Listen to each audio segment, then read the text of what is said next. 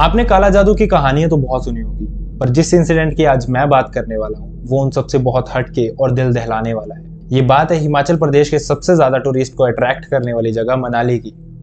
ये वीडियो देखने के बाद हो सकता है कि आप अगली बार मनाली आने से पहले 100 बार सोचें।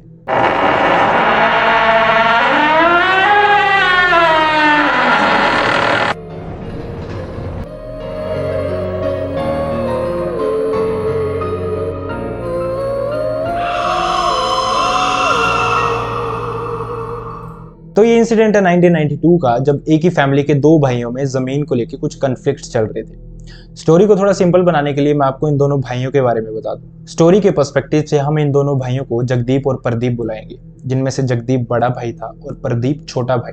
इन दोनों भाइयों का एक एक बेटा था और दोनों में जमीन को लेकर कॉन्फ्लिक्ट्स काफी बढ़ गए थे। लेकिन प्रदीप के दिमाग में अब कुछ ऐसा आ गया था जिससे जगदीप की फैमिली के लिए सब कुछ बहुत बदलने वाला था और ये बहुत ही ज्यादा भयानक था। प्रदीप ने बंगाल से एक तांत्रिक बुलाया था।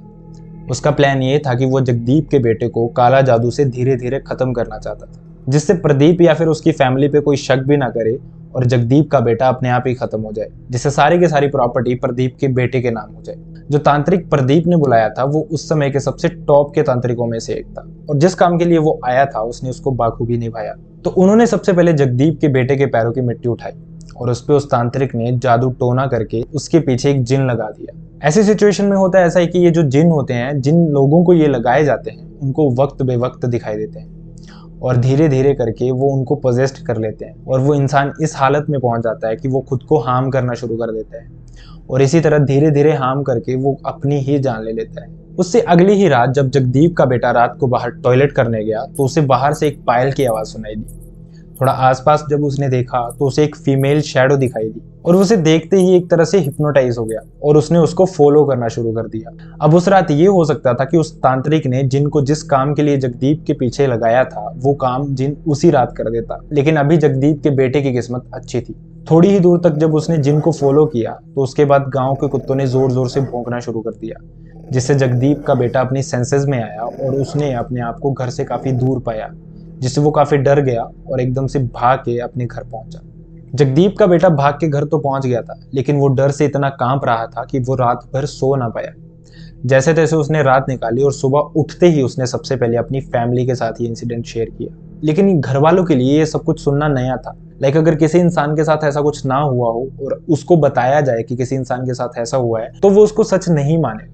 तो फैमिली ने भी ऐसा ही किया और उनको लगा कि वो नींद में कहीं निकल गया था, जिससे उसकी फैमिली ने उस पर ज्यादा ध्यान नहीं दिया। लेकिन जगदीप के बेटे को उस रात के बाद वो जिन बहुत फ्रिक्वेंटली दिखना शुरू हो गया। कभी उसको सोए सोए अपनी चेस्ट पे वेट फील होता तो कभी उसको लगता कि उसके बेड के पास कोई ना कोई घूम रहा है। लेकिन इसके एक दिन के बाद ही एक ऐसा इंसिडेंट हुआ जिससे जगदीप की फैमिली को भी ये यकीन हो गया कि उनके बेटे पे किसी ने काला जादू किया है और जो कुछ भी उनका बेटा अभी तक बोल रहा था वो बिल्कुल सच था। तो जब जगदीप की फैमिली पड़ोस में गई थी किसी फंक्शन में तो जगदीप का बेटा घर पे बिल्कुल अकेला था और थोड़ी देर बाद उसको अपनी माँ की आवाज आई दरवाजे के बाहर से, जो कि उसको दरवाजा खोलने के लिए बोल रही थी। लेकिन जगदीप के बेटे के साथ जो कुछ भी हो रहा था वो बिल्कुल भी रिस्क नहीं लेना चाहता था और उसे थोड़ा थोड़ा डाउट हुआ। उसने पीछे वाली खिड़की से जाके गेट को देखा तो गेट में अंदर से ताला लगा हुआ था और उसका शक यकीन में बदल गया कि बाहर जो कोई भी खड़ा है वो उसकी माँ नहीं है और उसने दरवाजा नहीं खोला। जब जगदीप के बेटे ने दरवाजा नहीं खोला तो बाहर खड़े जिन को गुस्सा आ गया और उसकी आवाज धीरे धीरे बदल गई और वो जोर जोर से दरवाजा पीटने लग पड़ा, जिससे दरवाजे पे काफी निशान आ गए। लेकिन इसी दौरान जगदीप की फैमिली भी वापस आ गई और वो जिन वहां से गायब हो गया। तो हिमाचल के पुराने घरों में होता ऐसा था कि जो किचन होते थे वो घर से अलग बनाए होते थे। तो इस इंसिडेंट के अगली ही रात एक और इंसिडेंट हुआ। जब जगदीप की फैमिली रात को सो रही थी तो 1 बजे के अराउंड उनके किचन से जोर जोर से बर्तनों की आवाज आने लगी, जैसे कोई बर्तन यहाँ से वहां फेंक रहा हो या फिर बर्तनों को तोड़ने की कोशिश कर रहा हो। तो जगदीप की फैमिली डरी तो जरूर, लेकिन उनको लगा कि क्या पता कोई चोर हो, तो उन्होंने जाके देखने का फैसला लिया। फैमिली इकट्ठी हुई और सब एक साथ किचन में गए, लेकिन जो उन्होंने किचन में देखा उसके बाद उनकी आंखें खुली की खुली रह गई। जैसे उन्होंने किचन की लाइट ऑन करी तो उन्होंने देखा बर्तन सारे के सारे अपनी जगह पे थे और वहां पे ऐसा लग रहा था कि कुछ हुआ ही नहीं है। इसके बाद जगदीप की फैमिली को लगा कि मैटर थोड़ा ज्यादा सीरियस है और इस पे जल्दी से जल्दी कुछ ना कुछ करने की जरूरत है। तो अपर हिमाचल में होता ऐसा है कि हर एक फैमिली के एक देवता होते हैं और वो देवता अपने कुल की रक्षा करते हैं। हो सकता है जगदीप के बेटे की अभी तक रक्षा उनके कुल देवता ही कर रहे थे, जिस वजह से वो अभी तक सेफ था। तो जगदीप की फैमिली के एक गुर थे। अब गुर वो इंसान होता है जो कि पूजा करता है और उसके जरिए ये देवता उनमें प्रवेश करते हैं और उस फैमिली को उनका अच्छा बुरा सब बताते हैं और साथ ही ऐसी सिचुएशंस को टैकल करने के लिए भी उपाय बताते हैं। तो जगदीप की फैमिली ने उन्हीं गुरु को बुलाया इस प्रॉब्लम को सॉल्व करने के लिए। जैसे ही वो गुरु घर में प्रवेश किए तो जगदीप की फैमिली ने बिना कुछ देरी किए पूजा शुरू की और पूजा के शुरू होते ही देवता ने गुर में प्रवेश किया। जैसे ही देवता ने गुर में प्रवेश किया, जगदीप की फैमिली को सब कुछ क्लियर हो गया कि ये जो कुछ भी हो रहा है वो क्यों हो रहा है और साथ ही सिचुएशन को टैकल करने का उपाय भी बताया। तो ये उपाय था एक खास तरह की पूजा जो कि जगदीप की फैमिली ने हमसे शेयर नहीं की, लेकिन उन्होंने ये जरूर बताया कि इस पूजा के दौरान भी उस जिन ने उन्हें बहुत परेशान किया। उस जिन ने हर वो कोशिश की जिससे जगदीप की फैमिली ये विधि पूरी ना कर पाए, लेकिन जैसे तैसे करके जगदीप की फैमिली ने ये विधि पूरी की और सब कुछ ठीक हो गया और एक बहुत बड़ी अनहोनी होने से टल गई।